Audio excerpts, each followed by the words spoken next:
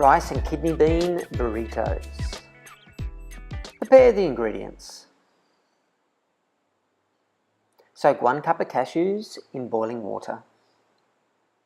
Puree 6 tomatoes in a blender until smooth. Finely shred 1 handful of spinach leaves. Finely chop 1 bunch of parsley. Finely chop 1 small bunch of cilantro. Cut and peel 2 avocados.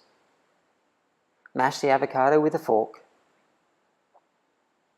Peel 1 cucumber into ribbons. Final preparation: drain and rinse 3 cups of cooked kidney beans. Place 2 cups of cooked brown rice into a bowl. Place 1 teaspoon each of ground cumin, coriander into a bowl. Place 2 tablespoons of tomato paste into a bowl. Crush 3 cloves of garlic. Open 1 packet of multigrain tortillas. The ingredients are now ready to cook. Pour the pureed tomatoes into a saucepan.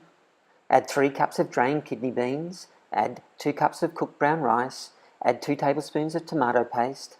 Add a teaspoon of cumin and coriander. Add 3 cloves of crushed garlic.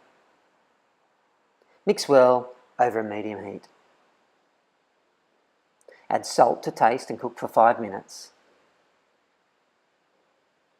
Meanwhile, drain cashews and place them in the food processor. Add 2 tablespoons of apple cider vinegar, a juice of 1 lemon. Add 1 pinch of salt and 1 cup of water. Blend to a smooth paste. To serve, place a tortilla on a board. Add some spinach, parsley and bean mixture. Add some ribboned cucumbers. Top with mashed avocado. Add some cashew sour cream. Fold the bottom edge and then the 2 sides and serve.